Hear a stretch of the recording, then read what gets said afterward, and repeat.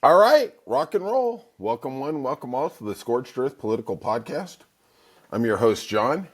And if you could, real quickly, hit that like and subscribe. Also, hit that notifications button. Leave some comments. We've actually had some really sassy ones lately. I kind of enjoy it. Kind of like getting that troll on. It's kind of cool, right? And we have quite a bit in the news here today. Usually I start out with a story. If you're new to the podcast, seems like we're getting some new members. I start out with a personal story or something I observe, what's going on in the world, and then I kind of segue into the news. To me, the news is, when I watch it, it's just so bloody harsh, man. It's like waking up in the morning, right? You don't want to wake up and just head out the door and go straight to work. You need to get that cup of coffee. Hopefully, this is the cup of coffee. Probably closer to cyanide, but hey. We got to do what we got to do. But for all those who are new here, we welcome all, sinner and saint, friend and foe. Let's get going. Let's figure it out. Let's burn it all down. Okay? So, my story today is going to be sort of a segue. Pope Francis passed away this weekend after Easter Mass in the Vatican on Sunday. And J.D. Vance saw him the day before. I wonder what that's all about. Maybe J.D. Vance is actually John Wick. I don't know. Not saying. Our side usually doesn't do as well in the conspiracy theories as the other side does. So maybe I can get some trending here, okay? Just tell a brother, tell a sister, just say, hey, J.D. Vance was there, died really soon afterwards, all right? But the Pope is now lying in wait. He is the head of the Catholic Church, 800 million strong across the world. And simple man. He's in a simple casket. I saw him in his red funeral attire, I guess, death attire. I don't really know what exactly the word is. And I grew up Catholic, and I went to church basically till I was out of high school. I went to Catholic school. I went to Catholic high school. I was an altar boy, and I am a lapsed Catholic. I am a non-practicing Catholic. I admire people who do practice the religion. I do think that the religion, there's a lot of beauty in it, just like I think there is in all religions, whether it's Judaism or the Muslim faith. I think there's a lot of beautiful things. To me, religion, whatever you believe in, should be about loving people, accepting people, trying to make the world a little better. Let's try and live in harmony. Let's try and live as one, brothers and sisters, under the golden dome of whatever it is of love. Well, let's call it that. And I think a lot of times maybe religion does divide us. It is, we have different views on what that is, right? So I was the good Catholic boy, and I didn't know that my friends in the altar boy society and friends of mine in high school were molested. And I've told this story before, that I was at my mechanics a couple years ago, and we all went to the same high school, myself, my mechanic, and this other gentleman in the room. And we talked. I really didn't know the other gentleman. We just went to the same high school in the same time. And he told me that he had been sexually assaulted, molested while he was a high school student by certain teachers. And in Catholic school, or at least in my Catholic high school, there was a tracking system. And you would take an entrance exam, and according to your score on the entrance exam, they would put you in different classes. If you scored very high in the top 10% on the exam, they would put you in a cert A tracking system, let's just call it. If you were between 80 and 90, you were in the B tracking system. Well, him and I were in different tracking systems, so you really didn't have a lot of choice on what classes or what teachers you got. And his teacher, unfortunately, took advantage of him and, I guess, a multitude of other students. And a lot of times, and I have a lot of great friends who are very devout, very beautiful people. They're very devout Catholics. And I've never been able to reconcile the church trying to cover it up, trying to hide it, trying to shame the victims into not bringing their voice forward. And I asked this gentleman what his journey was like. And he looked and he looked up in the air, and he was kind of cold. It was kind of cold. That he said, I've been married twice and I have a couple kids. And he goes, I just never could trust anybody. I could never feel close, even my wife, even my kids. And it was harrowing, to say the least, that this man, later in life, at the age of 50, really wasn't able to build or have any type of trustful relationships with anybody. And he said he had been married twice, and he was glad that he was single and that he couldn't do any more damage to anybody. And he was disassociated with his kids. And I'm not trying to put everything on the abuse, and people will tell you that the abuse is terrible, but they say it in a way like, hey, you need to get over it. And I got 2 words for you, F you, and then I got 2 more words, F you again. Don't you tell anybody their journey. It's easy to say, get over abuse, get over rape, get over molestation when it didn't happen to you. And let me tell you something. In the Catholic Church, if those priests were molesting young girls, every church would be burned to the ground. It would be scorched earth, part 1, part 2, all the way to 1 million. And justifiably so. But because of the homophobia in this society, we just look the other way because it's guy on guy. They're a minority of a minority of a minority. Okay, whatever that is, right? So,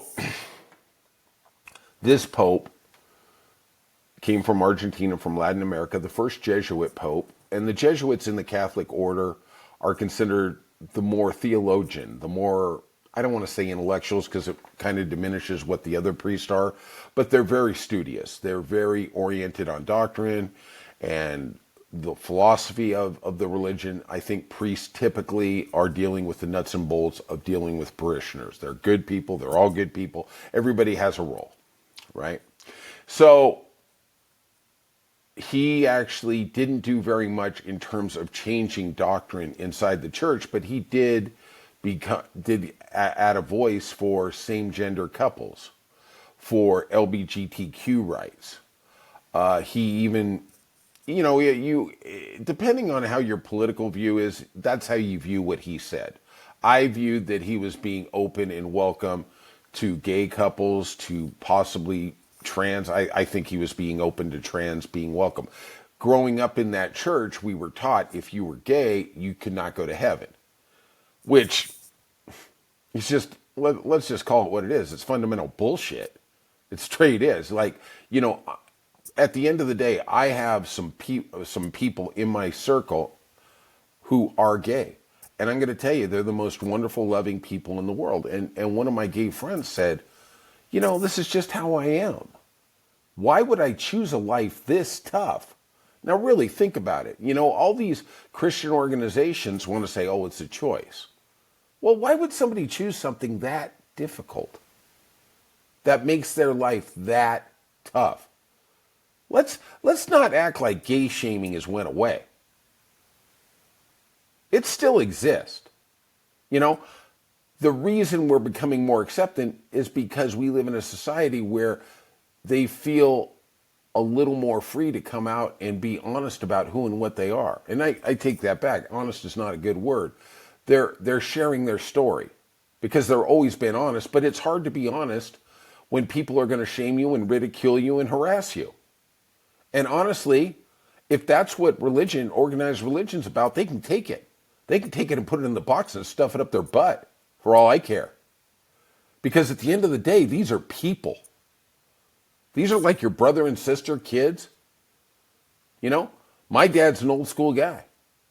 He had friends of his who had gay children, and they basically cut off communication with them. And it's, my dad said, I don't understand how Kenny or these other gentlemen can not have contact. And I said, well, Dad, you've never had to make that choice. Your kid's heterosexual, I think. But, I applaud the Pope. I think I think we live in a world where everybody says everything is pivotal. Oh, this is a turning point. And 99% of the time, they're just trying to find news for the day. I do think in terms of the Catholic Church, this is a moment. There is conservative factions inside the church, and the church believes that sex is for procreation. It's not for pleasure. Okay? That's how they use that to bully people of LGBTQ of you are not doing it to make a kid. Well, you know what? So you're telling me that people who aren't biologically able to have kids shouldn't be able to have any type of relations in that way? It's nonsense. It's just stupid on stupid. It's just a book. Okay? And I am not trying to denigrate the Catholic religion because I think there's a lot of beauty. But that kind of stuff is just stupid. That's just stupid. You're condemned for being who you are. What kind of God's that? That's not what I would call a loving God. They want to sit here and tell you that God's loving and God's all caring, but if you do something wrong, that's on your skin. But if something good happens, man, that's all God. Boy, what a deal. What a deal. No wonder Trump thinks he's God. When something good happens, it's him. When something bad, it's Biden or Obama or, maybe Clinton. Maybe I missed that little tutorial. So, I hope the next pope isn't reversing things, isn't going to be more conservative. I hope that we can have honest dialogue inside the Catholic Church about minority rights. He met with J.D. Vance, and J.D. Vance is very anti-immigrant. The speech the Pope gave on Sunday, even though he was under the weather, was about migrant rights. And I think that was a shot over the bow at J.D. Vance. And even if it wasn't, I thought it was a beautiful thing. And that Pope went all the way to the end. He fought for what he believed in. I hope the church continues in that direction. We are going to see when the conclave assembles where the cardinals want to go with their votes and vote for a new Pope. I would say that movie Conclave is becoming more and more poignant every day. All right. I did see something on CNN the other day, and they were ranking, because we've got to rank everybody, the popes who have the cardinals who have the best chance of being the Pope, right? And then they were saying there's a youngster in the running. And I started looking down the list. There's like 12, 15 people. And the youngster was 65. Okay. Only the Catholic Church is going to tell you the youngster is 65. Hey, everybody out there, we're reborn. If you're 45, God bless you. You're a kid. Don't worry. Got plenty of time left, according to the Catholic Church. All right. Goodbye, Pope Francis. We love you. I hope you find a better place. And I am going to read something that the great Bob Dylan posted. We are still lucky enough to live in the era of Bob Dylan. He said, Pope Francis was a voice of mercy in a time of noise. He walked with humility, spoke with fire, and dared to love the unloved. He reminded the world that compassion isn't weakness, and faith doesn't have to shout to be heard. May he rest in the eternal peace he so often preached. Amen, Bob. Amen. And that is truly why you are a legend. All right. Let's rock and roll. We're taking no prisoners, telling no lies. Seems like these Chinese tariffs are back in the news. And guess who is backtracking? You're never going to guess. In a million years. Oh, yeah. Let's go to it. Let's go to the video. Secretary Dustin suggested that with tariff rates as high as they are now, it's effectively an marginal trade between the United States and China. Do you see that? That's true. 145% is very high, and it won't be that high. It's not going to be that high. It got up to that. We were talking about fentanyl, where, various. I never heard, when we got to that 145% tariff, I never heard the words fentanyl. Yeah, maybe on the periphery we did. We heard they're ripping us off. They're ripping us off. We have a trade imbalance. We have to do what we need to do. Let's make no mistake why this is going down. Because the stock markets are tanking. They are tanking. We are going to have an associated story about somewhere else where he's pulling another U-turn. Let me tell you something. This dude does more U-turns than John Travolta on the dance floor. This dude is the 180 master. But let us continue to hear this incompetent continue. Yes, elements built it up to 145. No, it won't be anywhere near that high. What level do you think it'll come down to if you have this? It'll come down substantially, but it won't be zero. Wow. That just happened. I mean, at some point, Liberation Day wasn't 2 weeks ago. And the markets have tanked. At the end of the day, that's what's going on, right? This guy is backtracking. Now, somehow he's going to say he got a victory. I mean, listen to what he says. The theory is, I'm going to announce tariffs, I'm going to hold strong, and all the manufacturing is going to come back in 2 weeks, I guess. We're going to build factories, build the infrastructure, the logistics, everything. The guy can't even make it 2 weeks. And trust me, he's going to saber rattle a little more. I mean, really, at any point, how can you trust this guy? How can you trust anything that comes out of his mouth? And look, at the end of the day, we hear what we want to hear. 40% of the country is MAGA. They're going to say, well, he got what he wanted. What did he get? What did he get? And, I have heard stories on podcast from business owners. They were relayed on there because no business owner is brave enough to actually go out in the public, right? And say, hey, this is what's really going on, because they're afraid of retribution. That's just straight up what it is. But I saw a story the other day on a podcast, and it was talking about this business owner who deals in furniture goods coming in from China. And he owed $60 million, right, for his goods, right? Now it's on credit, whatever. But his goods were coming into the port of Los Angeles. They were almost there. To get those goods off the boat, he had to come up with another $85 million. Well, I got to break the news to you. That just doesn't happen. They don't just got $85 million allowed. They're not running crypto scams out of the White House. Those people got a little extra money, right? Let's just bring the scam. That guy brought the scam. Let us also talk about what Scott Bessent, his Treasury Secretary, said to J.P. Morgan earlier in the day before these comments came out. He told J.P. Morgan in a conference call that we cannot win a trade war. It is unsustainable. Oops. And I was talking to someone I admired yesterday about the trade war. And I said, you know what? At the end of the day, America doesn't have the stomach to get through it. We don't have that. We're not going to sit there and pay double for 2 years until the infrastructure comes back. And I saw a poll number. This is out of CBS News. And this poll, I think, was conducted in the last month. Okay? Just give me a little love here. Okay? Hey, scorched earth, but you don't have to scorch me. Okay? Except in the comments. I don't mind that. But they said 80% of the people wanted manufacturing to come back to America. Kudos. I think we all agree with that.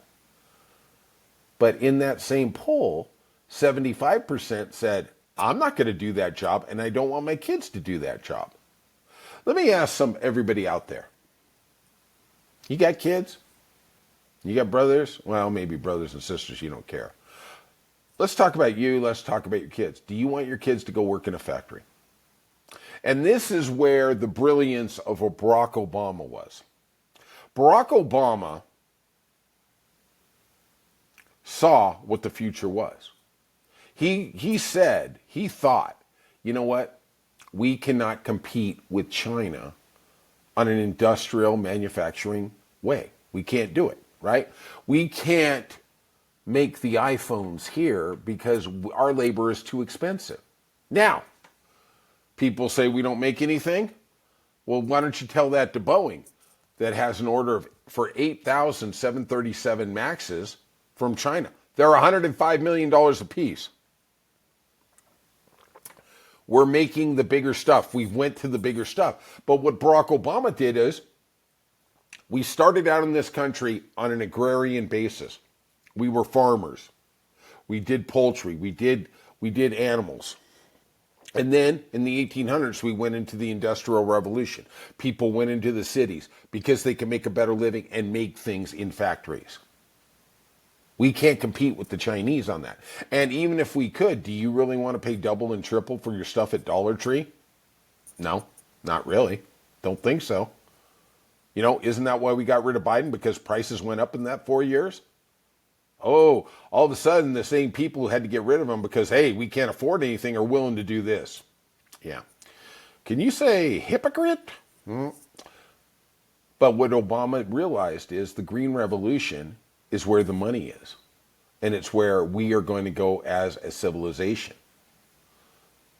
We're going to go into the offices. We're going to go into the cubicles. We're going to go into the office buildings and make more money. We're going to be able to work from home. I mean, really, things have changed. Trump is talking about 1995. That world's gone. People do not want to go and work in a factory, straight up. You know? Just the bottom line. And honestly, the closest thing we have to factories are e-commerce. Look at Amazon. I'm sure there's Temu factories too, or whatever. I don't know enough about the online shopping. Maybe Spotify. I don't know how that whole infrastructure works. But that's about as close as we get to manufacturing. You put 1,000 people in a factory, and they're just moving boxes. They're not building stuff. That's just where we are. All right. God, I got to give a shout out to Barack Obama. I haven't talked about that great man in quite a while. Miss that guy. I do wish he was out there more on the political trail. But you know what? He's a dignified man who comported himself incredibly well. He did make some mistakes, but I miss him every day. All right, let's talk about Tesla and that dumpster fire that is Elon Musk's life. Tesla's profits dropped 71% over the first 3 months of this year. Wow, what a shock. What a shock. A company's earnings release on Tuesday night show, the company performance fell short of analyst expectation, who already had downgraded it. Gee, maybe they're seeing what's coming. The decline, wait for this is cute, out of CNN. The decline coincided with a sales slump and stock woes at the electric car maker, and comes amid worldwide protest against CEO Elon Musk. Yeah. Total revenue decreased by 9% from 1 year earlier to $19.3 billion, while revenue derived from car sales plunged over 20% over the first 3 months of 2025 compared to the same time period in 2024, right? Now, Elon Musk told his investors the other day at a board meeting, they obviously knew what was coming, that he was going to step back from Doge and only work there 1 or 2 days a week. That's funny because I heard the White House say that he was going to leave because his 100-day period was up where he didn't need to get confirmed by the Senate to work in the White House. Now he's just going to work 1 or 2. It's a part-time gig. It's a part-time gig where I can go ahead and destroy people's lives. It's great because you were doing a great job full-time. You know, Elon Musk, what you gonna say, right? Hey, we're doing it, right? This Elon Musk, I'm telling you, I'm gonna tell you right here, and I have not heard this anywhere else in the political spectrum. That company is destroyed. That company is done. Now, when you say destroyed, John, what are you talking about? Thank you. I think I'll tell you. They're going to be producing cars, but not at the scale they are now, because anywhere between 70 to 80% of their base is the Democrats. They're not going to forget. I'm telling you, I've seen it. I have seen going down the road people giving I'm not going to do it because when I become the biggest podcaster in the world, they're going to play it back. I'm not going to do the Nazi salute here. Okay. But I've seen people driving by Teslas and doing the Nazi salute. And I understand it. I do. Now, I'm not doing it because I think these people bought the car for the right reason. They were trying to make the planet better, and they just got caught on the wrong side. The problem is once people feel like that, they are not buying another car. And Go out there, buy yourself a Rivian. I think Ford and GM have electric cars coming out later this year. Go buy them. You know, just what it is. He has destroyed that company. I know it's not a car company. It is a technology company. But at the end of the day, you know, it's like in the Titanic where they hit the iceberg. And then he brings the engineer down. And he goes, what can we do? And he goes, no matter what we do, we're doomed. It doesn't matter. Titanic will fail. Tesla is going to fail. It is huge. And you sit there and say, well, that can't happen. All right, we'll see what happens to Nissan. That's how these companies get absorbed. Rivian might buy them. I don't know. But that company, I'm telling you right now, is done as a car maker. They may sell cars, but they are not going to sell them in the way they did. And, you know, the BS that comes out of there, they told us, 12 years ago we were going to have self-driving Teslas? We still don't have them. They pulled back on the Model Y. Oh, we're going to have an inexpensive electric car. It's going to be out this year. Oh, sorry. They just announced the other day it's not going to happen till the end of the year. Wink, wink. Yeah. Hey, get your pre-order in today. Hey, and by the way, I got some Blockbuster stock I can sell you. Enjoy. Enjoy, mother effer. You know? All right. Final story of the day. This is Donald Trump doing another 180. Donald Trump said Tuesday in that same press conference that he has no plans to fire Federal Reserve Chair Jerome Powell. Let me tell you why he is backing off. For the last week, he has been going after him to lower interest rates. Jerome Powell